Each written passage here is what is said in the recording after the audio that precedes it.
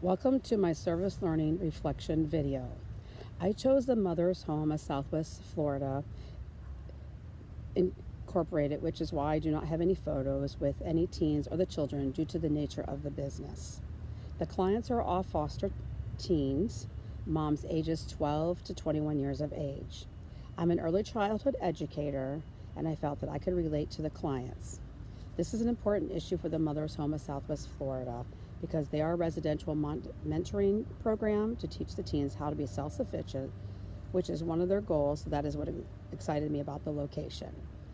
My sustainability issue is to help them become self-sufficient through education on gardening, feeding, and caring for their babies. The community partners are United Way, DCF, Children's Network of Southwest Florida, and the Big Heart Society. The home receives funding through the state, which covers only about 50% of the operating costs. They rely heavily on donations and volunteer hours to sustain this program. My objective is to help with the education of the mothers on gardening and education about food, dates, and waste. I worked in the garden, which had damage from Hurricane Irma. By planting and weeding the garden, I was able to have some of the teens join me so I can show them how to garden, what it's all about, and try to get them interested in it. Most of the teens have never seen a garden prior to coming to the home. The residents are foster teens that have moved many times in their early childhood before they got pregnant and came to the home to a stable environment. They are required to prepare a meal, and I was there to help them for preparation. I took the time to talk about the shelf life of the food and how to handle fresh fruits and vegetables. And again, most of them have never prepared food or even used fresh foods. One of the roadblocks, which is really important, is because they are still teenagers and they're not really willing to help when you ask at all times. I have to encourage them to come out and do the weeding and why it's important for them to be a part of this so they can do this in the future on their own.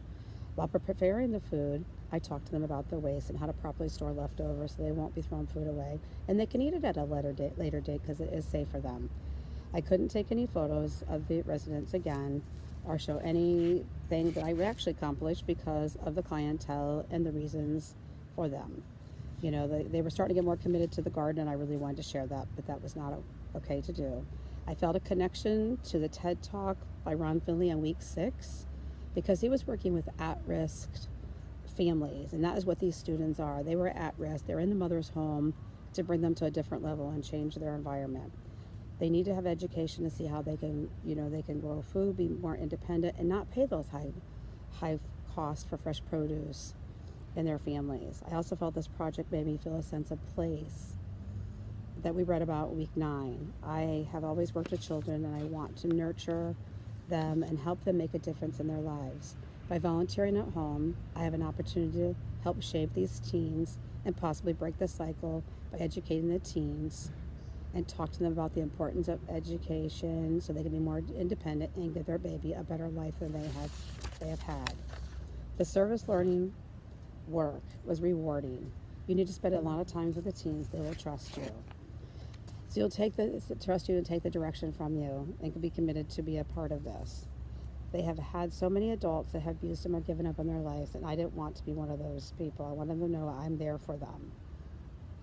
The staff and volunteers were very pleased with my help in the breakthroughs I did make with the students. They were very respecting of me. I will continue to volunteer at the home. I want to continue my education on gardening and education how to use the fresh produce and resourceful and how they can make better choices to be independent. I'm going to share my early childhood developmentally appropriate practices to help them become more independent with their child's development.